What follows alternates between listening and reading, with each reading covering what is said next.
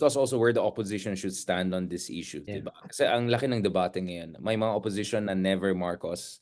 So, Yeah. at the end of the day, they're still skeptical about BBM. They feel na this is a, I don't know, wolf in a sheep's clothing, na this PI, People's Initiative thing, is part of a regime change strategy. Na at the end of the day, BBM might turn out as the bigger threat, even though so far. And then there's the Never Duterte group, who are saying, no, no, no, no. At the end of the day, BBM is a constitutionalist, at least so far. He respects the West Philippine Sea, at least in terms of policy positioning. Or at the very least, you can hold his feet close to fire. It's like when Bernie Sanders endorsed Hillary, parang hindi ko siya type. Hindi ko siya gusto, pero at least reasonable siyang kausap, unlike Trump, Yeah. diba? So yung ganyan logic, what is your stance on this issue? Because we have friends here, right and left, coming out with counter arguments. Kasi nakikita ko, may times sa mga DDS, they're trying to court the Never Marcos side of the opposition, di ba? Na, di ba, biglang against corruption na sila, for auditing na sila ng ano, di ba, yung SMNI, sa yung positioning nila, tapos bayani daw sila, sabi ni Harry Roque, like, this is sounding weird, like good governance agenda na kayo bigla, di ba? Kaya ang biro ko yun, naging opposition lang yung iba kasi hindi binigyan ng position, to simplify it, di ba? What is your read on this? Where should the pink movement stand on this? The reason I'm asking is not because you're pink per se, but you were allies with Lenny. And, I'm not hearing much from Lenny. Maybe you know more about her. We hear a lot from Risa, from Franz Castro, a lot of others. But ikaw, in your humble opinion, where do you think should the opposition stand? Because ako, personally, I'm a bit skeptical of the PI Chacha thing. But I'm even more critical on the issue of the need for ICC to come in, because that's a bigger problem. I also support the direction of our foreign policy by and large. So it's a kind of some issue here, some issue there. Where do you think opposition should stand, Senator?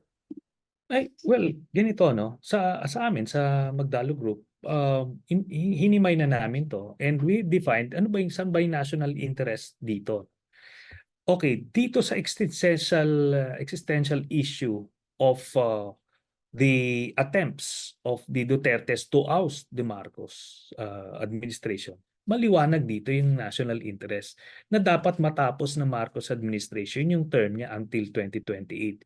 Because any interruption to that term would mean Sara Duterte ascending to the presidency. Pag nangyari yan, believe me, the democracy, the Philippine democracy again is at risk.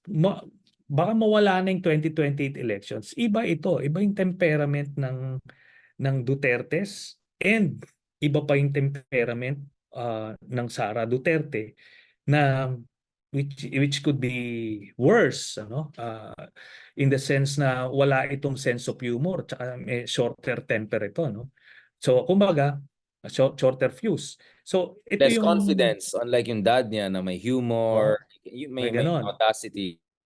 Pero pareha sila ng mindset, scorched earth, tsaka yung kanilang pag-use ng violence, no? Sanay na sanay sila diyan. So anyway, when faced with that, napakaliwanag sa amin. You cannot side with the Dutertes kasi babalik na naman tayo dun sa nightmare of the past 6 years, no? 2016 to 2022. We do not want to risk that from happening. So yun. Ngayon doon sa issue naman ng PI, maliwanag din na hindi rin naman, that's not the way to go.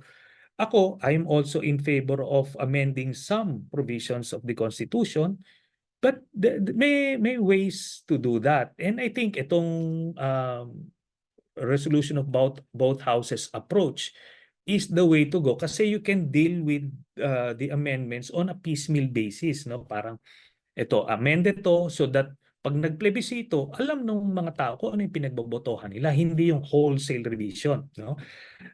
Yan yon. Okay. Tapos itong sa iba pang issue, policy-wise, na lang yon, debate. Pero ito existential ito eh. Pagka pinatalsik yung Marcos administration by whatever means, that would mean Sara assumes as president, then therefore ihinto ulit yung EDCA, then the Beijing would again have a huge say in domestic politics and domestic policy making. So yan na yon, no? And hindi pwede yon mangyari. Kaya kung yung ano to, what's your term? Never Marcos, mga never Never Marcos. Marcos versus never Duterte. Kasi nasa Oh, yung mga same position oh, eh. Oh. yung mga never Marcos, ako sinasabi ko sa kanila yon. Kung ano sa inyo ang attitude nila o bahala kayong mag-away-away diyan, magkakain lang sila ng popcorn. Believe me, pagka nanalo itong Dutertes, you will regret that. 'Di ba? Pride na lang yung nagsasabi sa inyong Never Marcos. But dito it's not Marcos. You're not supporting Marcos per se, but you are preventing Sara from assuming as president. 'Di ba? Yun, maliwanag. Clear Ngayon dun cut sa tayo. yes, maliwanag sa amin yun. Ngayon dun sa sa 2028, dun sa saan po position.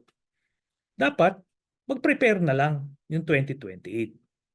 'Di ba? Okay, i-prevent nyo yung PI. O sige, prevent nyo. Kasi pag i-prevent nyo yun, di magkakaroon ng 2028. Pero kung masyado tayong in the heat na naman dun sa tactical battles, next thing you know, 2028 na. Pakamot-kamot na naman tayo ng ulo kasi wala nag-prepare. Hindi So na focus yon. on We should, strategy, not tactical differences and all. yes, dapat hand in hand yon. May tactical battles, merong strategic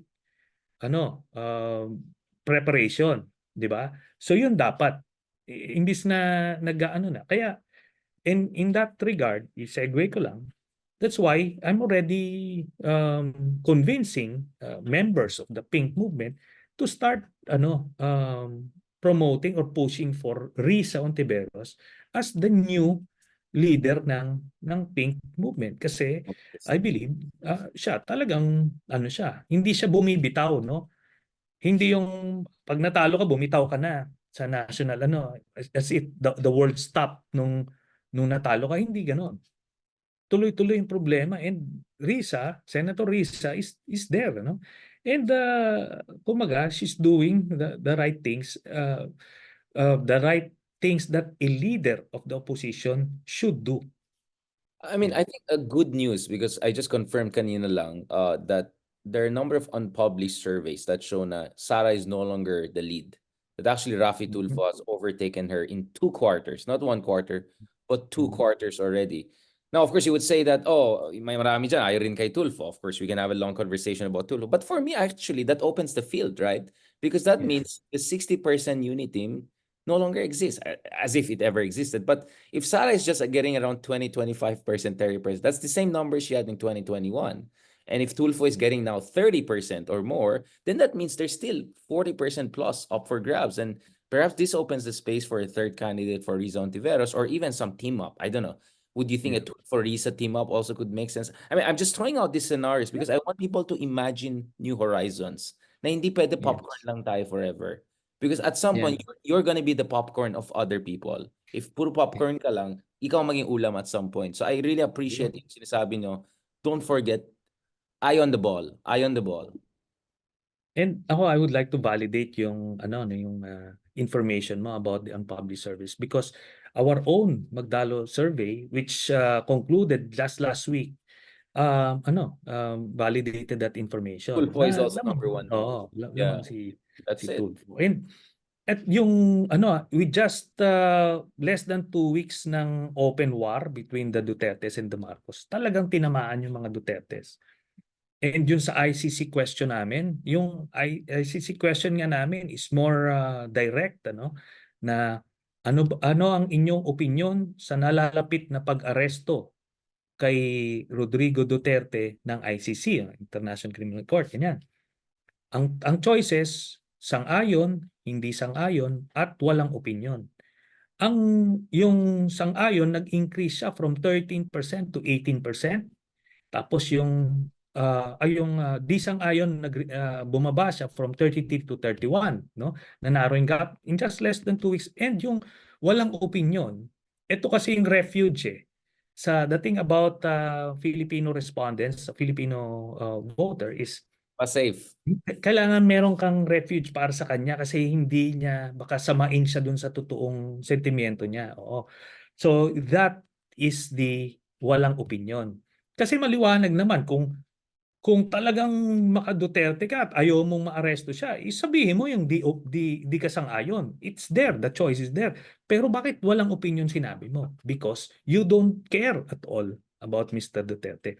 At so pag susumahin mo yon, yung 18% and 47%, that's 65% na uh, technically in favor of uh, Duterte being arrested, ah. Kasi yung question ng SWS It's just is cooperation or investigation o investigation. cooperation. Ito hindi, Interesting. aresto. Very interesting. So, yeah. Okay, so just to put it, so I think both of us have confirmed from the data we have now, unfortunately published or for some, is that Tulfo is now number one. So Sara is no longer a foregone conclusion. And the Mm. trajectory is not in favor of Sara. It's actually the other way around, Yes. regardless of whether you like Tulfo or not. But the second and even more important is the fact that majority, 51% want ICC to investigate, 57% want BBM administration to cooperate, and then base sa sinabi nyo, only around 30% are against arrest. So Yes. that means Only third. majority, 6 out of 10 are open to the idea of an arrest warrant. Iba Yes. yun na hindi Yes. sinama sa Yeah. SWS.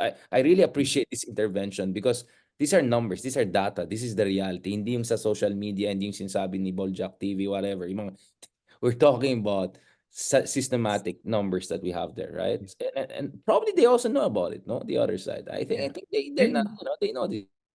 oh, and ano no, we've been tracking, no.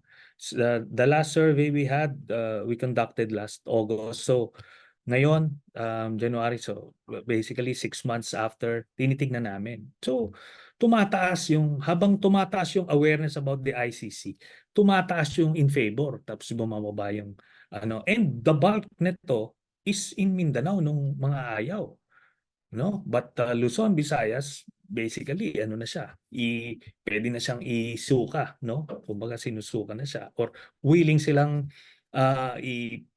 isuko si Duterte and it won't matter in their daily lives, ganun. Oo. Senator Trillanes, does that also, I mean, of course, I don't know how religious you are, but I mean, does that also kind of restore your faith in the Filipino people? Kasi parati mo inisip na, I mean, EJK, this is a horrible thing. I mean, I mean, this was a human rights catastrophe. This is an affront to the conscience of any, true person of faith. I don't know, Christian ka or whatever Yeah. religion. For me, this kind of proves that it was really climate of fear, right? Na a lot Yeah. of this was disinformation, Yeah. exaggeration, performative, climate of fear. Now na hindi sila nakakatakot sa karamihan ng Nawala, nag-collapse. medyo Oo. lumalabas na yung mga totoong sentimento ng tao. 'Di ba? Parang ganun ang basa Yeah. ko dito eh. Na-exaggerated yung mga superlative approval. It's like approval of Putin in Russia.